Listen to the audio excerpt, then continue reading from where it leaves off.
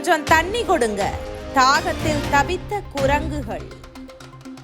இப்போ வனப்பகுதி இருக்கிற எல்லா இடத்துலயுமே வறட்சி நிலவிட்டு வரதால விலங்குகள் எல்லாமே தண்ணீரை தேடி வனப்பகுதியை விட்டுட்டு மனிதர்கள் நடமாடும் பகுதிக்கு வர்றத பார்க்கறதுக்கே ரொம்பவே வருத்தமாயிருக்குது.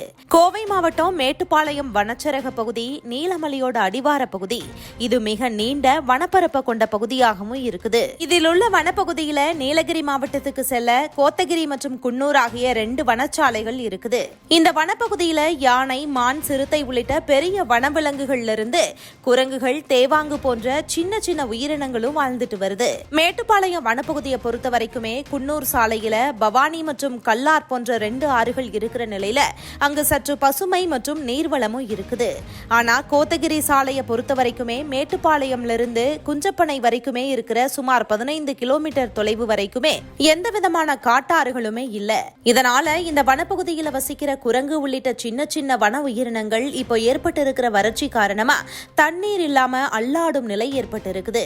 ஏற்கனவே வனப்பகுதி வறட்சியால கருகி மரங்கள், செடிகள்ல இருக்கிற இலைகள் கூட தரையில கொட்டி எங்கு பார்த்தாலுமே வறட்சியோட முகம் தென்படுது. இதனால இந்த உயிரினங்களுக்கு உண்ண உணவில்லாம தவிச்சிட்டு வர நிலையில தாகம் தீர்க்கிற தண்ணீரும் கிடைக்காம சாலைகள்ல யாராவது தண்ணீர் தருவாங்களா அப்படின்னு அல்லாடிட்டு வருது. சிலர் சாலைகள்ல வீசி எறிஞ்சிட்டு போற தண்ணீர் பாட்டில்கள் மற்றும் கீழே சிந்தி கிடக்கிற தண்ணிய ரோட்டுல வாய் வச்சு குரங்குகள் குடிக்குது. அந்த அளவுக்கு தண்ணீருக்கு அலைமோதும் நிலை ஏற்பட்டு இருக்குது.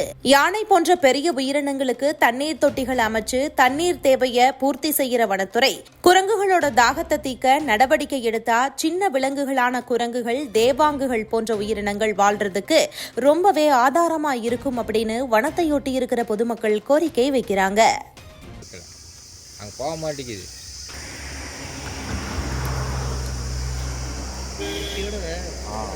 குட்டி ரொம்ப பச்சை குட்டியாக போச்சுங்களா, பார்க்குறது செடி கிடி எல்லாம் கறி போச்சு.